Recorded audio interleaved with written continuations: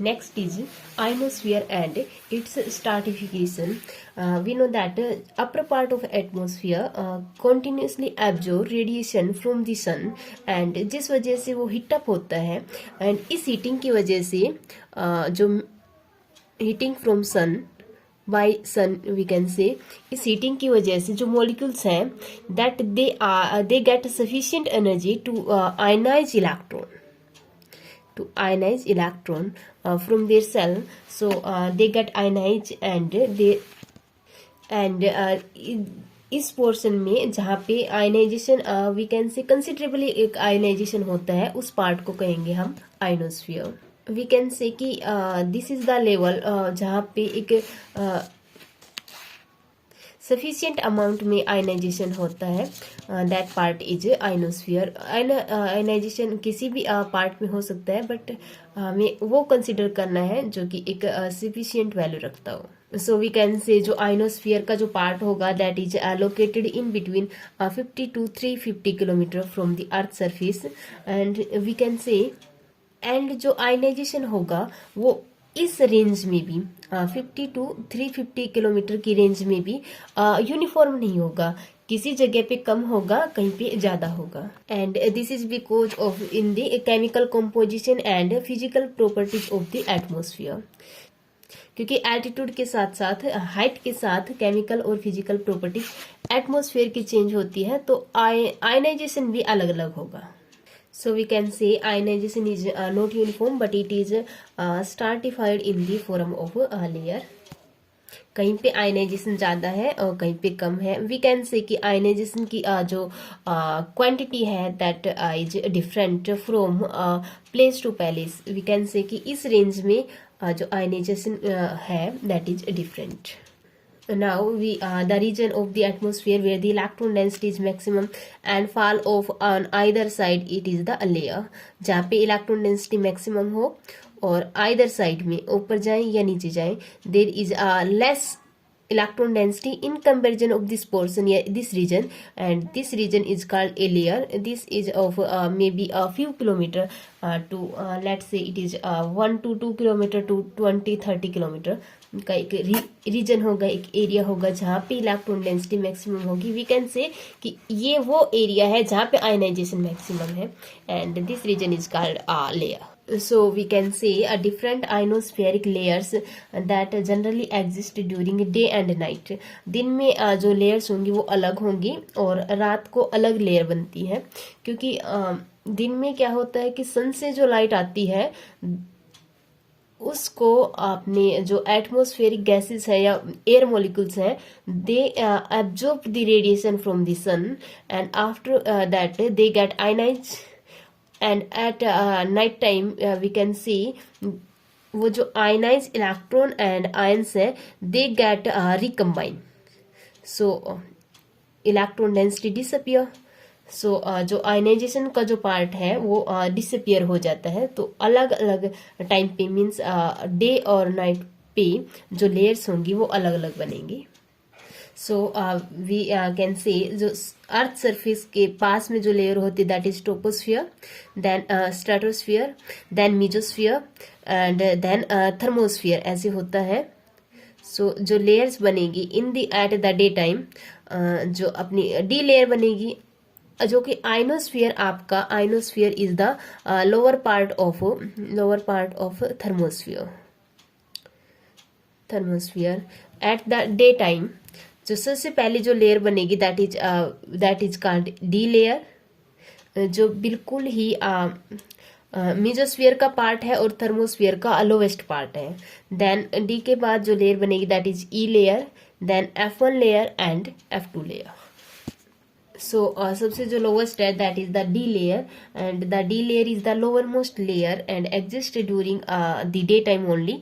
It extend up from 50 kilometre to 90 kilometre. This layer has maximum electron density and that is of 10 to the power 10 electron per metre cube and जो average thickness होगी इस layer की that is 10 kilometre. देखो layer कैसे बनती है, जहाँ पे इलेक्ट्रॉन डेंसिटी मैक्सिमम हो, आइदर साइड उसके ऊपर जाए, उस लेयर के उस पार्ट के नीचे आए तो इलेक्ट्रॉन डेंसिटी हमें कम मिले, और इस रीजन में जो कि आपका 10 किलोमीटर का रीजन है, यहाँ पे इलेक्ट्रॉन डेंसिटी आपको मैक्सिमम मिल रही है। ये जो लेयर बनेगी डी लेयर, नेमली डी लेयर, जो कि आइनोस्फीयर की लोअर मोस्ट लेयर है, ये एटोनेट करेगी to the radio wave passing through it.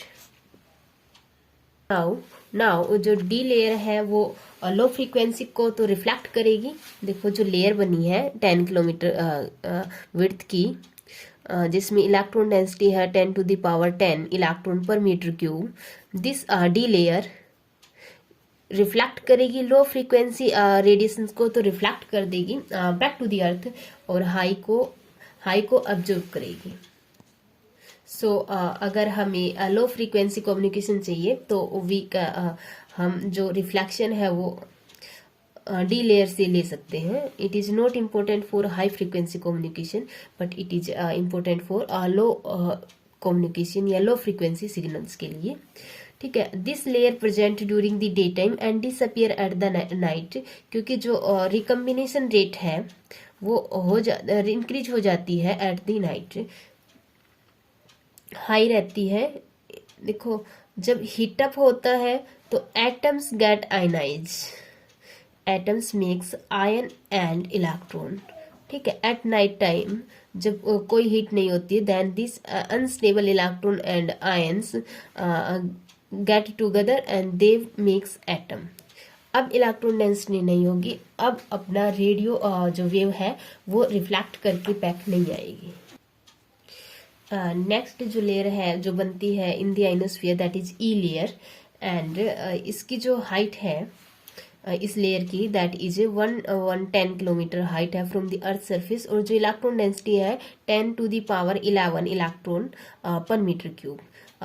D layer से ज़्यादा है, मीन्स वी कैन से कि 10 टाइम ज़्यादा है, और ये जो है ये कांस्टेंट रहती है। जो ई लेयर में जो इलेक्ट्रॉन डेंसिटी है that remains constant through the day and season two season, क्योंकि ये डे नाइट को चेंज नहीं होती और सीजन के साथ भी चेंज नहीं होती।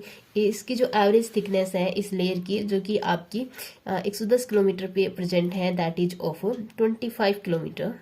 ठीक है, और ये जो लेयर है जो ई रीजन है, we can say it is E region that is extend from 90 to 140 kilometre, और 110 पे ये आपकी ई लेयर एग्जिस्ट करेगी, और ये आपका ई रीजन है, राइट। जो मैक्सिमम होगा, मैक्सिमम जो इलेक्ट्रॉन डेंसिटी होगी that is at 1110 kilometre. It is govern by the amount of ultraviolet light receive from the sun, और E layer is most useful for the long distance radio of propagation up to 1500 kilometre. Long distance wave propagation या sky wave propagation जो कि आपकी range दे रखी है, इतना अगर आपको रेडिएशन को प्रोपगेट करवाना है then it is reflected by the E layer of the ionosphere.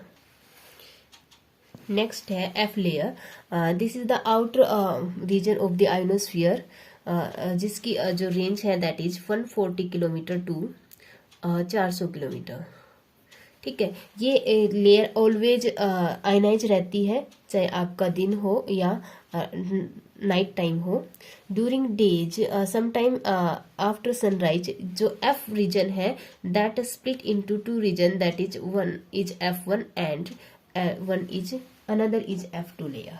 ठीक है, सो जो F1 लेयर होगी that is from 140 to 250 kilometre तक, जो 220 किलोमीटर तक जो लेयर एग्जिस्ट करेगी that is our F1 layer, and electron density is twice as that of E layer. E layer में जो इलेक्ट्रॉन डेंसिटी थी 10 to the power 11 electron per metre cube, उससे twice, right. और इसकी जो थिकनेस है that is 20 kilometre, और and ये चेंज होती है दिन के साथ और मंथ ऑफ द ईयर के साथ, it get in change, variation आता है इस लेयर में। And next is F2 layer, ये अपर मोस्ट लेयर है, its height is ranges from 250 kilometre to 350 kilometre, and F1 की जो हाइट थी 140 टू 250, और जो मैक्सिमम इलेक्ट्रॉन डेंसिटी थी दैट इज एट 220 किलोमीटर पे। मैक्सिमम डेंसिटी है F1 लेयर की। F2 लेयर की हाइट है रीजन है 250 टू 350, राइट। और इसमें जो मैक्सिमम इलेक्ट्रॉन डेंसिटी होगी that is 10 to the power 12 electron per metre cube, right. और ये हाई फ्रीक्वेंसी को भी रिफ्लेक्ट करेगी। हाई फ्रीक्वेंसी रेडियो वेव के अगर हमें रिफ्लेक्शन चाहिए सो हम उसको F2 लेयर से उसको रिफ्लेक्ट करवाएं। अगर हमें हाई फ्रीक्वेंसी वेव प्रोपगेशन चाहिए तो वो F2 लेयर से रिफ्लेक्ट होके बैक टू अर्थ आता है। बट एट नाइट टाइम जो लेयर्स फॉर्मेशन है वो चेंज हो जाती है। जो डी लेयर है वो पार्शियली एब्सेंट हो जाती है, वो मर्ज हो जाती है ई लेयर में ही। एंड क्योंकि जो डी लेयर है ये रेडिएशंस को एटेन्यूएट करता है, रिडक्शन करता है, उसकी स्ट्रेंथ को कम करता है। वी कैन से कि प्रोपगेशन को प्रिवेंट करता है, रोकता है and passing through it. And क्योंकि ये रेडिएशंस को एब्जॉर्ब करता है, बट नाइट टाइम पे क्या होता है कि ये रेडिएशंस को एब्जॉर्ब नहीं करता है। completely absorption completely vanish at night time. So we can say कि जो D layer is disappear at night and जो रिसेप्शन ऑफ स्काई वेव है जो कि रिफ्लेक्ट होकर बैक टू अर्थ आती है वो बेटर होती है at night in comparison of day time. And maximum electron density of E layer, देखो इलेक्ट्रॉन डेंसिटी क्या है कि जैसे ही नाइट होती है eight night time recombination of electron with the ions start, जिस वजह से आपकी इलेक्ट्रॉन डेंसिटी डिक्रीज होती है। तो डी लेयर तो लगभग डिसअपियर ही हो जाती है, ई लेयर भी 10 टाइम्स से डिक्रीज हो जाती है। जो डे टाइम में था electron density, at night time electron density is decrease by 10 times from its day. 10 times नहीं, by a factor of 10 means अगर डे टाइम में आपकी electron density 10 to the power 12 है, then at night time it becomes it is reduce by a factor of 10, we can say it is becomes 10 to the power 11 electrons per metre cube. And अगर F1 और F2 की बात करें तो F1 F2 भी मर्ज होके makes F layer, right. जो electron density का जो वेरिएशन है वो अब हट जाता है और एक सिंगल F लेयर बन जाती है। जो F लेयर है ionise density is very high and इसकी भी जो इलेक्ट्रॉन डेंसिटी वो भी डिक्रीज होती है by a factor of 10 means we can say अगर 10 टू द पावर 12 है, after at night it becomes 10 to the power 11, क्योंकि इसकी भी जो इलेक्ट्रॉन डेंसिटी है वो 10 के फैक्टर से रिड्यूस होती है। एंड एक बात और है इस F लेयर में, क्योंकि जो एयर डेंसिटी है F लेयर की, air density is low, so electrons and ions are far apart, काफी दूर दूर होते हैं। So recombination rate is